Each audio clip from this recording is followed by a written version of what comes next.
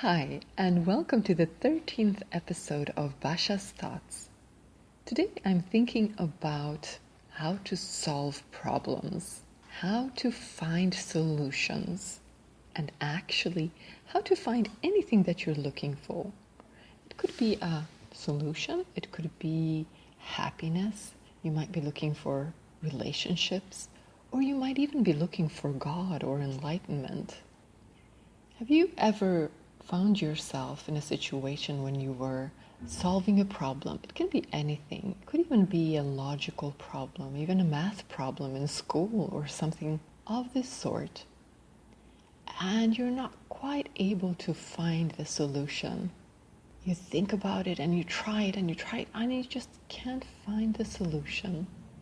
And then maybe someone tells you, you can just sleep on it or just go away, do something else, and then when you come back, you'll have a fresh mind and you'll be able to solve it.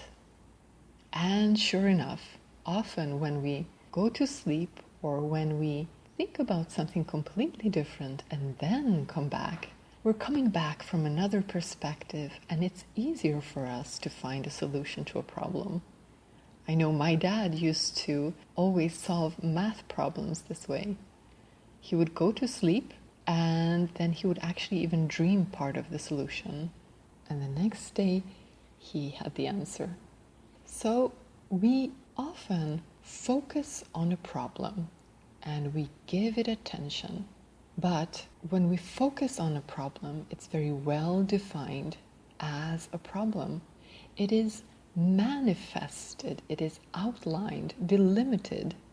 In a way, this is great because it gives us an exact direction. Exactly this is what I'm looking for. But the vibration of the problem and the solution are very different. And whenever we have the problem manifested, whenever we focus on that manifestation and the different underlying thought patterns and feeling patterns that are related to the manifestation of the problem, well then we are holding on so tightly to the problem that we are not allowing the solution to show up. Thought patterns can be quite explicit. Vibrations such as contexts within which things arise can be feelings or beliefs. For instance, if we have a fear, it will automatically set us up to look for a threat. Oh, is it coming from this way? Is that dangerous? Oh, that sound, is this something that I should watch out for? So if you're in a state of fear, you will automatically be looking for certain things and finding them. If you have a belief about something, maybe you believe that others are here to take advantage of you, and as soon as you interact with someone, you will be looking for exactly that. And that's what you will be finding, because you're already expecting to find a way in which the other person takes advantage of you. Now, if you're in a loving state, then automatically you will be finding ways to improve the situation for maybe the other beings involved around you. So the vibration, meaning the context, meaning how you feel about things and what you believe, as well as the more explicit thought patterns, are things that can keep you grounded and stuck in the vibration of a problem and in the vibration of the search, in the vibration of the looking for something. Thus, the key seems to be release.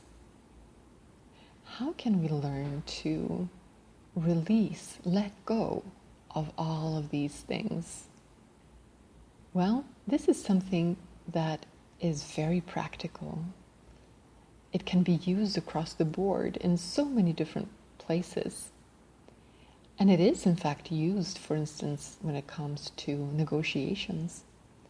Whenever you are arguing or whenever you are discussing something with someone else, and you may be arguing for your case and explaining why your opinion or whatever it is that you're presenting is the best, that argument will usually make your opponent dig in even deeper and try to find even better arguments for why their opposite idea of what is the best is the best.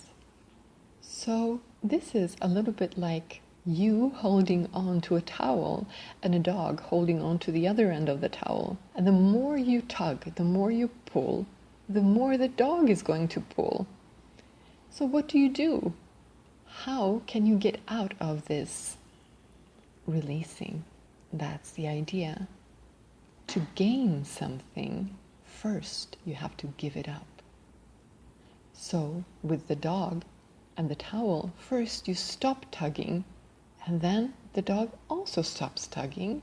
And when the dog opens the mouth, you take the towel out of the mouth of the dog. That's it. So you start by releasing. This is like opening up your opponent.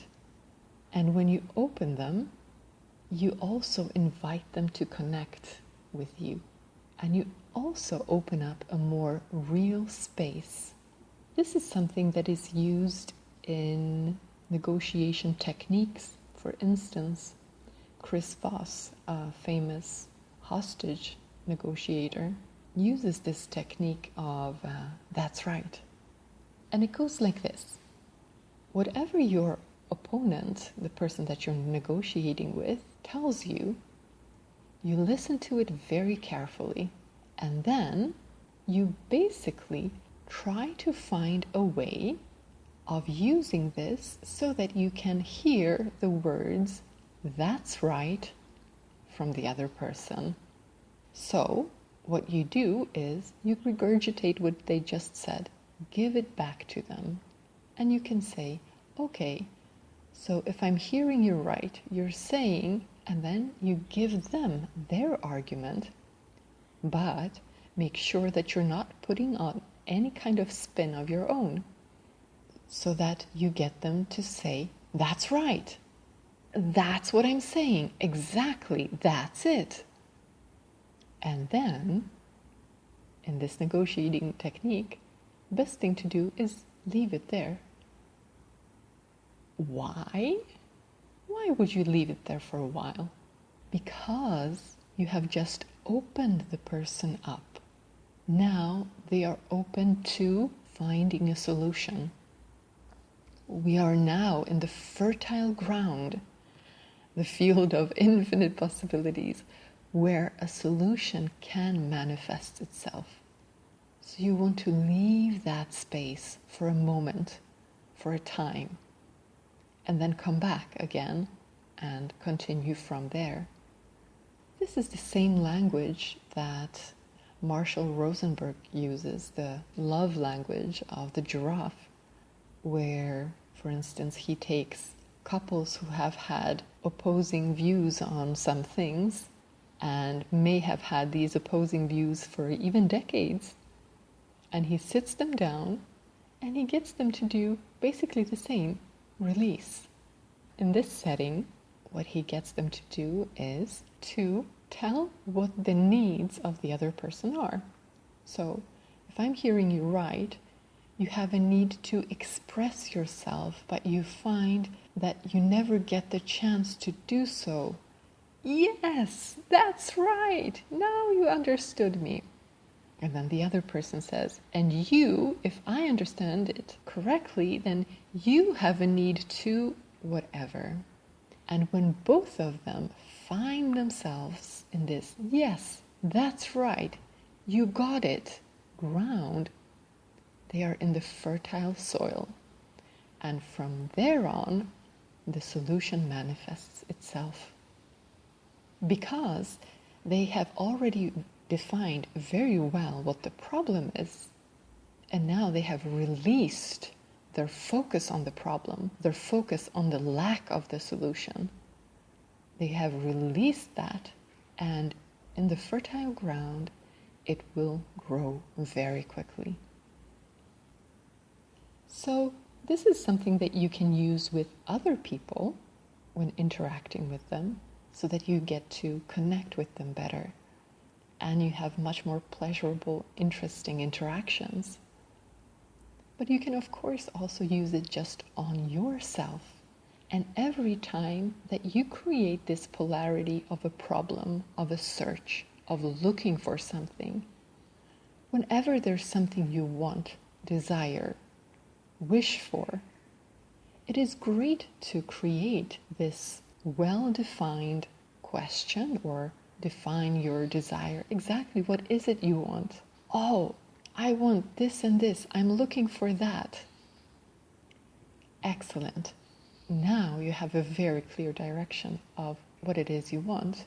But then the next step is to release it. And here's the trick though. How do you know? How do you know if you have released it? How do you know if you're on the path of finding a solution or not? Well, there are a couple of clues. You can use your body and your feelings, because these will be telling you about your contexts, the underlying beliefs, the underlying feelings that then create the possibility of something arising, the possibility of a lack of a solution, or the possibility of a solution.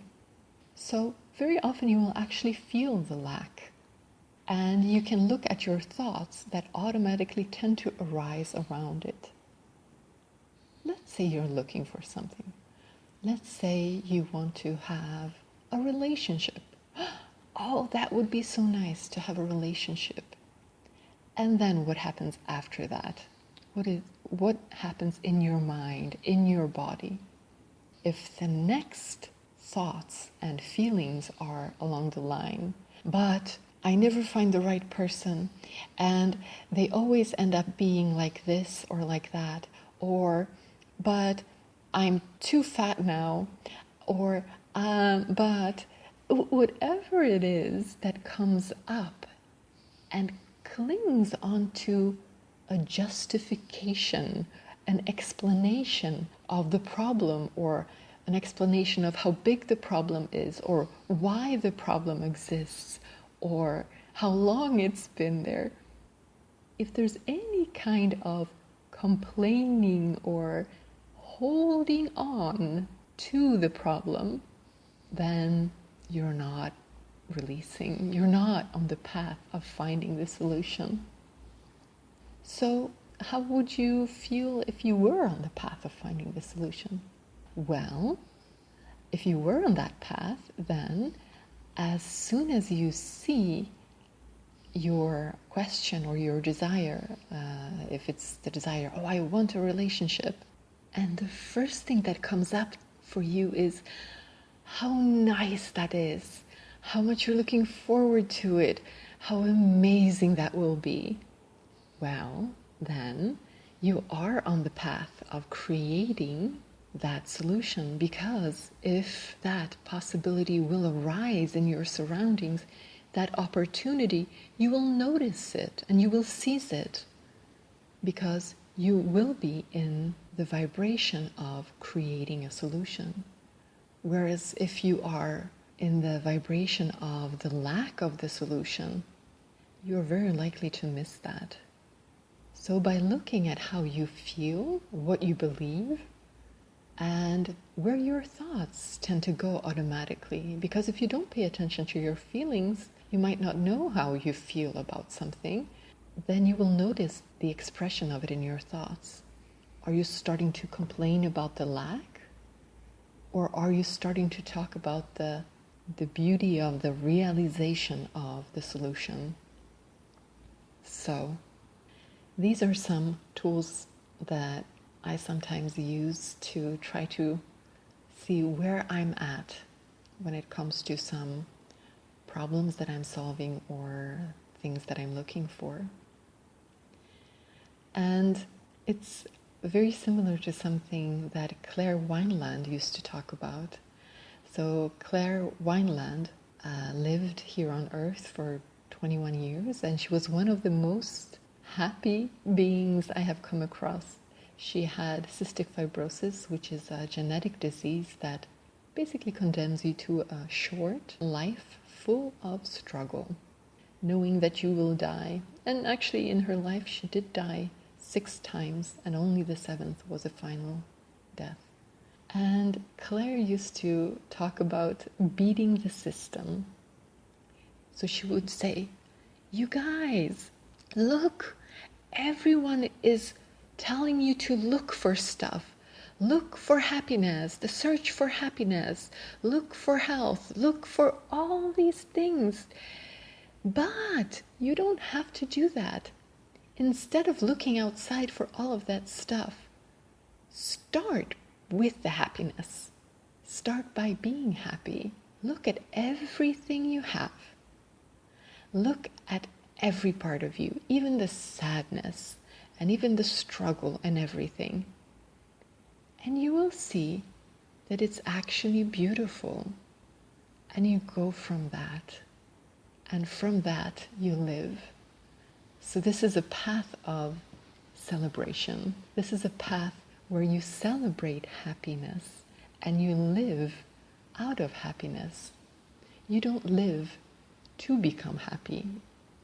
You start with happiness. And to be able to find the beauty in the sadness, the beauty in the struggle, how do you go about that? Well, this is actually related to finding God. This is related to enlightenment. This is related to the search for God.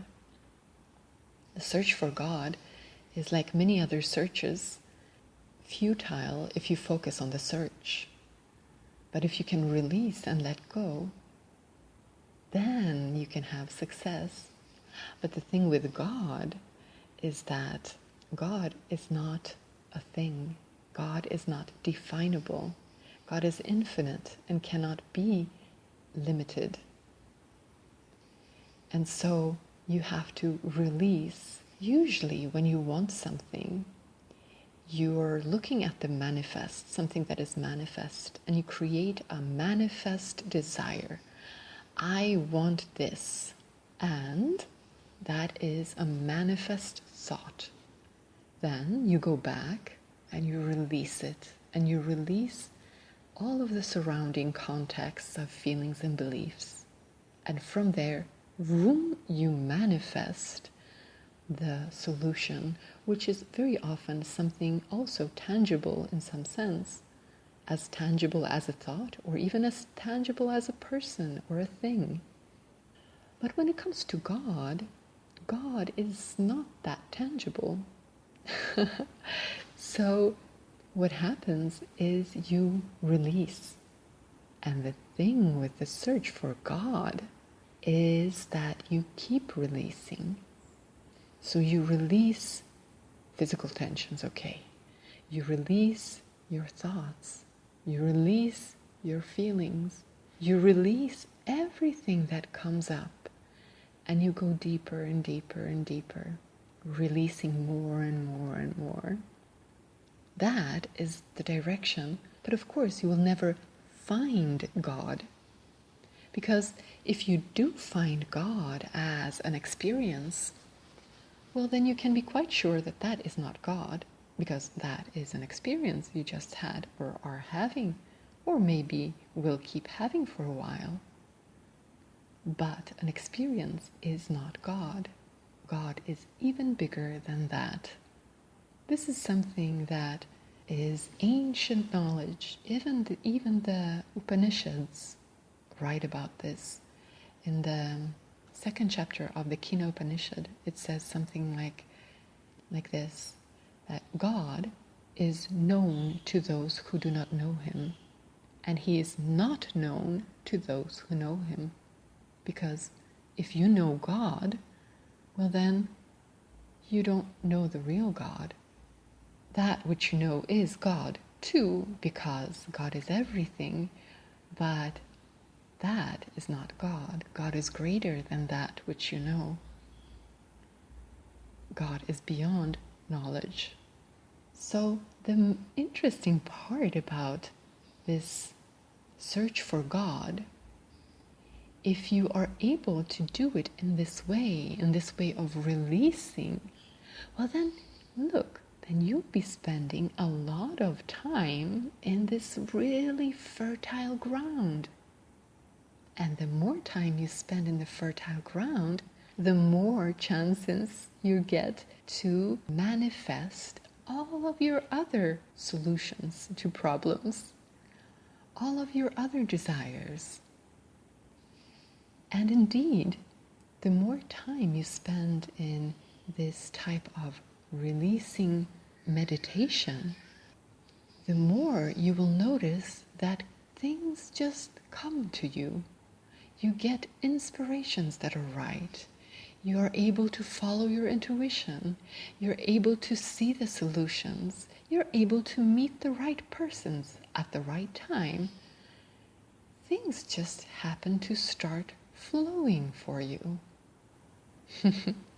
So this is the positive aspect of a search for God, where you actually focus on the release, on the finding, and not on the searching, not on the problem. So that was it for today. Thank you very much for listening, and I'll talk to you in another podcast. Take care.